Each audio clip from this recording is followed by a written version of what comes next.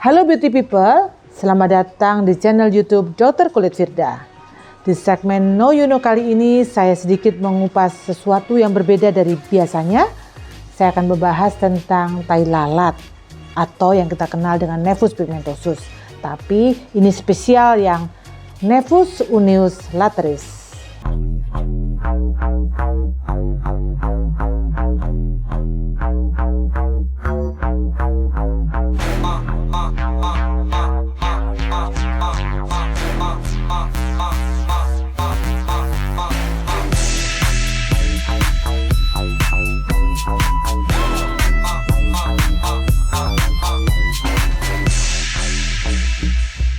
Sebelum kita menginjak lebih jauh tentang apa sih Nephus unius lateris ini, kita akan mengupas definisi tentang penyakit ini. Jadi, Nephus unius lateris ini merupakan varian dari Nephus epidermal atau yang kita kenal dengan tai lalat, tetapi dia mempunyai gambaran yang agak spesial karena mempunyai gambaran yang berbentuk verrucous dengan permukaan terutama di daerah epidermis. Jadi dia superficial tetapi gambarannya agak kasar. Istilah Nephus unius lateris sendiri pertama kali dikeluarkan oleh von Baarsprung pada tahun 1863 dan mempunyai beberapa nama sinonim.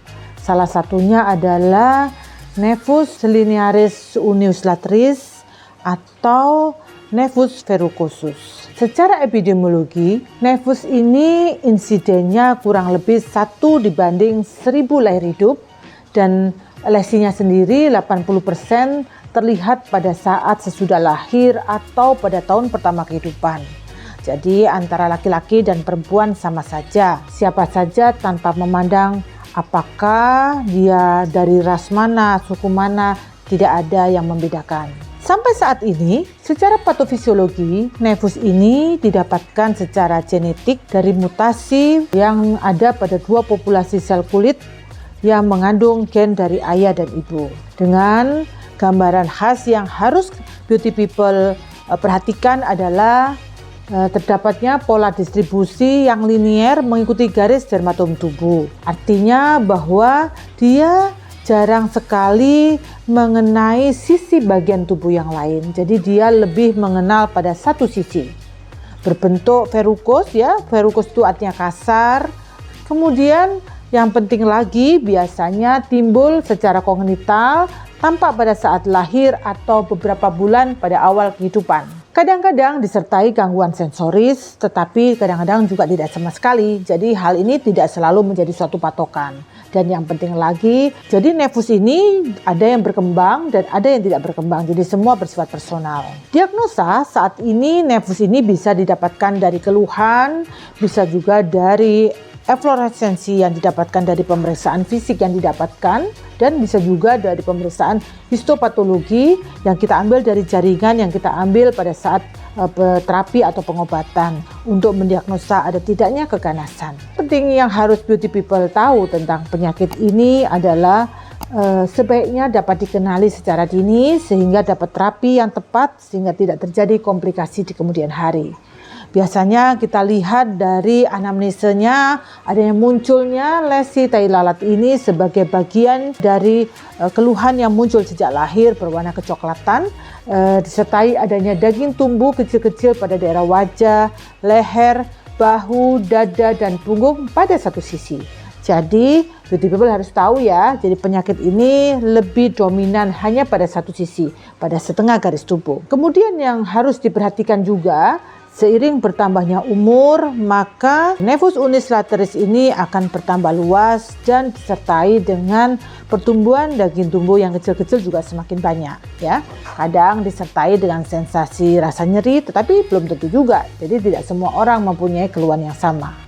Yang penting yang harusnya beauty people tahu, jadi Nephus unius lateris ini dia sering kali mengenai daerah leher ya, kemudian ketiak, badan bagian anterior, kemudian juga bagian posterior, dan satu hal lagi hanya pada satu sisi ya, yang kita sering menyebutnya permukaan verrucous tadi tersusun linier mengikuti garis Blaschko atau Blaschko line. Ada beberapa penyakit yang menyerupai, tetapi penanganannya pasti berbeda. Salah satunya adalah yang kita kenal dengan lichen striatus, porokeratosis linier, psoriasis linier, dan inkontinensia pigment stadium verrucous.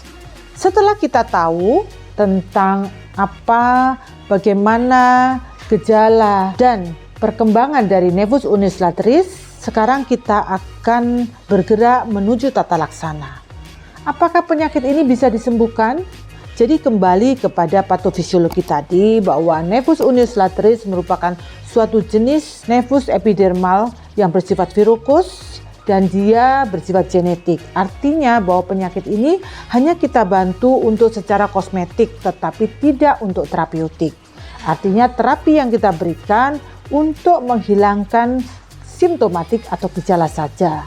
Jadi yang kita bisa lakukan biasanya dengan terapi bedah adalah dengan menggunakan electrocauter atau yang kita kenal dengan bedah listrik. Tetapi tidak juga menutup kemungkinan terapi non bedah. Dalam hal ini pengobatan topikal dengan beberapa agen yang bersifat keratolitik. Contohnya adalah asam retinoat ya, atau kombinasi 5% 5-fluorourasil dengan 0,1% bahan-bahan keratolitik. Dalam hal ini kita bisa menggunakan tretinoin. Semua penanganan nevus unislateris pasti mempunyai dampak positif dan dampak negatif. Dampak positifnya pastinya keluhan kita menjadi hilang, bukan? Tapi ada juga dampak negatifnya. Salah satunya adalah komplikasi akibat tindakan yang dilakukan. Tetapi itu semua bisa dihindari apabila yang melakukan adalah benar-benar seorang profesional yang berkompeten di bidangnya. Salah satu komplikasi yang kadang sering terjadi pada pasien-pasien yang mengalami terapi bedah dengan heavy counter atau electrocauter adalah terjadinya hipertrofik pasca inflamasi atau pembentukan keloid. Salah satu komplikasi yang lain adalah terjadinya maserasi dan infeksi sekunder. Tetapi hal ini bisa dicegah apabila kita memberikan terapi yang tepat pasca tindakan dari bedah listrik tersebut. Secara garis umum, penyakit nevus unislateris atau yang kita kenal dengan tairi lalat yang bersifat linier dan hanya pada satu sisi tubuh ini adalah prognosisnya. Bagaimana sih prognosis dari penyakit ini? Jadi pada nevus epidermal jenis unislateris ini terdapat resiko terjadinya rekarensi yang muncul beberapa bulan hingga beberapa tahun setelah pengobatan. Kita tidak bisa memastikan berapa lama dia akan muncul, tetapi paling tidak dengan adanya tindakan maka kualitas hidup seseorang bisa kita tingkatkan. Key point yang kita dapatkan dari pelajaran tentang nevus unislateris ini adalah bahwa nevus unislateris merupakan salah satu varian dari nevus epidermal atau tai lalat yang bersifat verrucous ya, dengan distribusi atau tak yang bersifat unilateral, linier mengikuti garis Blaschko dan terutama muncul pada usia tahun pertama kehidupan. Yang penting lagi bahwa penegakan diagnosa selalu didasarkan kepada anamnese, pemeriksaan fisik, serta pemeriksaan penunjang, salah satunya adalah dengan pemeriksaan histopatologi. Terapi yang kita lakukan dan dilakukan oleh seseorang yang kompeten dan profesional pada bidangnya pasti akan meminimalis resiko dan komplikasi. Dan tujuan dari terapi tidak lain adalah untuk menghilangkan atau menghancurkan lesi yang muncul, tetapi itu hanya bersifat kosmetik, tidak bersifat terapeutik. Artinya kita tidak menutup kemungkinan lesi itu akan muncul kembali tanpa kita tahu jangka waktunya. Terima kasih beauty people sudah menonton video kali ini. Dalam masa COVID ini yang penting kita harus selalu pakai masker, jaga jarak, cuci tangan, dan jaga kesehatan. Sampai jumpa. Terima kasih beauty people sudah menonton video kali ini. Jangan lupa follow, subscribe, komen, dan like, serta share video ini ke teman-teman kalian ya. Stay beauty and healthy with Dr. Kulit Firda.